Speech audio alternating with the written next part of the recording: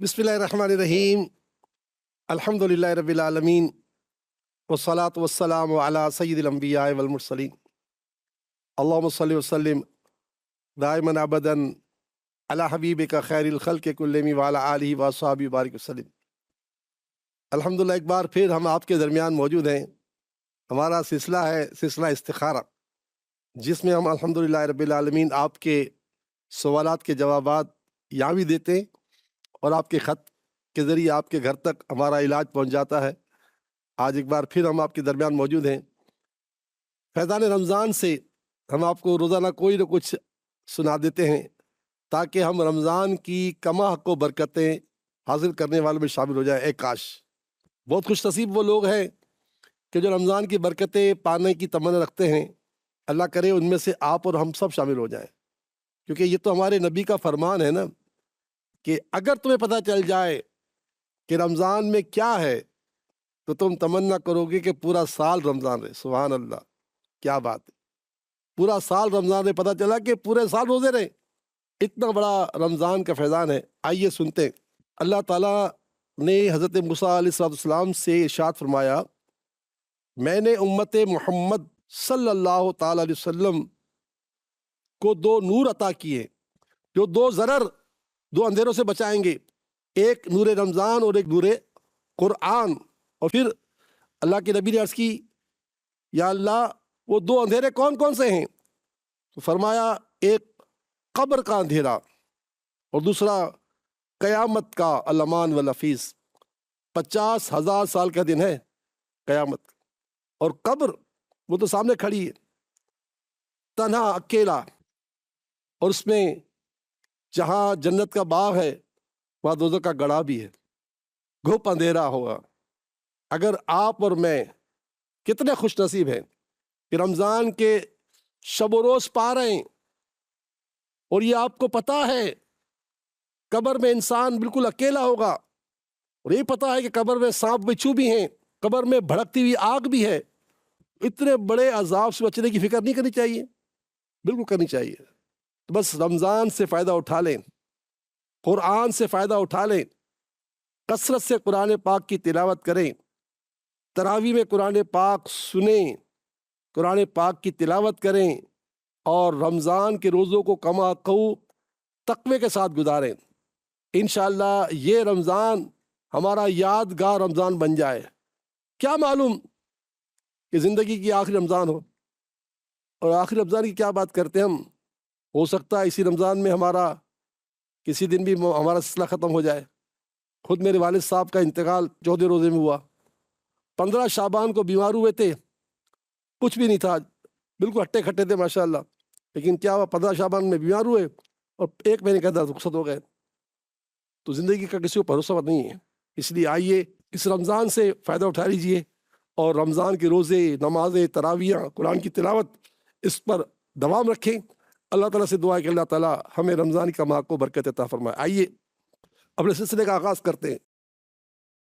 एक साहब है मुल्तान से, कहते हैं मैं जनूबी कोरिया जॉब के लिए जाना चाहता हूँ, वहाँ से मुझे जॉब की ऑफ़र है, क्या मेरे लिए जाना बेहतर है? तो मोहतरम, अल्लाह के फज़ल व करम से इस्तिखारे में आपके लिए सफ़र बेहतर है। आप जाइए, अल्लाह ताला आपको कामयाब करे। और याद रखिएगा, जहाँ भी जाएं नमाज़ों की पाबंदी कीजिएगा और वहाँ शरीयत मुताहरा पर अमल करते हुए ज़िंदगी गुजारिएगा, क्योंकि शरीयत के मुताबिक ज़िंदगी ना गुजारना ये अपना ही नुकसान है। वमा असाबकुम मिन मुसीबा फबिमा कसबत ऐदीकुम, कि तुम जिस परेशानी में फंसे हो तुम्हारे हाथों की वजह से। तो हम जितना ज़्यादा गुनाहों से बचेंगे इतना ज़्यादा अमन में रहेंगे, और खुदा न खास्ता जितना बेरारवी, लापरवाही, नमाजों से दूरी, अल्लाह के ज़िक्र से दूरी और अल्लाह की किताब की तिलावत से दूरी, कुछ नहीं मिलेगा सिवाय नुकसान के। तो जनाब, मेरी दुआ है कि अल्लाह आपको खुश रखे, आप जाएं और अल्लाह आपको आबाद रखे। ये ख़त कराची से है। मोहतरम, आप कह रहे हैं कि मेरी शादी को 12 साल गुजर गए, औलाद की नेमत से महरूम हूँ, कारोबारी मसाइल भी हैं, वसवसे आते हैं। तो जनाब आला, ماشاءاللہ رمضان کا مہینہ ہے، دونوں میاں بیوی جو ہے ایک کام تو کرتے ہی، روزہ تو رکھتے ہی ہیں، بس آپ جب افطار کا وقت آئے نا تو دونوں میاں بیوی جو ہے ایک کھجور لیں، وہ بھی ایک کھجور آپ ہی لیں، یا مصورو یا مصورو یا مصور، اے صورت بنانے والے، یہ پڑھ کر اس پہ دم کریں کھجور پر رکھ دیں، اور پھر جب اذان کا وقت ہو جائے اس سے دعا میں لگ جائے، پھر جب اذان ہوتے تو دونوں میاں بیوی اس سے افطار کریں، ایک تو یہ وظیفہ اپنا ہے۔ اور اگر آپ چاہتے ہیں کیونکہ آپ کراچی میں ہی ہیں تو مجھ سے کھجورے لے جائیں، کیونکہ ہم روزانہ کھجوروں میں دم کرتے ہیں اپنے، وہ 7 کھجوریں آپ ہم سے لے جائیں، ہم آپ کو دے دیں گے انشاءاللہ۔ باقی یہ کہ اولاد کے لیے میری دعا ہے کہ اللہ تعالیٰ آپ کو غیب سے خوشی عطا فرمائے۔ میرے آقا صلی اللہ علیہ وسلم کے شہزادے امام حسن مجتبیٰ رضی اللہ تعالیٰ عنہ ایک مرتبہ حضرت امیر معاویہ رضی اللہ تعالیٰ عنہ کے پاس تشریف لے گئے۔ حضرت امیر معاویہ رضی اللہ تعالیٰ عنہ کے پاس ایک بہت خاص آدمی تھے ان کے، انہوں نے حضرت امام حسن مجتبیٰ رضی اللہ تعالیٰ عنہ سے یہ عرض کی کہ اے امام، میں بے اولاد ہوں، اللہ نے مجھے بہت مال دیا ہے، تو آپ نے قرآن پاک کی روح سے اس سے کہا کہ تو اللہ سے زیادہ توبہ کیا کر، استغفار کیا کر، کیونکہ اللہ تعالیٰ نے قرآن پاک میں اعلان فرما دیا ہے نا کہ جو مجھ سے توبہ کرتے ہیں میں انہیں اولاد عطا فرماتا ہوں، انہیں اچھی روزی عطا فرماتا ہوں۔ چنانچہ انہوں نے پھر استغفار شروع کر دی، الحمدللہ اللہ تعالیٰ نے انہیں متعدد اولاد عطا فرمائی۔ تو جناب 70 مرتبہ ہر نماز کے بعد استغفر اللہ ربی، استغفر اللہ ربی، استغفر اللہ ربی، اے اللہ میرے گناہوں سے معافی مانگتا ہوں، میرے گناہ معاف کر دے، میرے گناہ معاف کر دے۔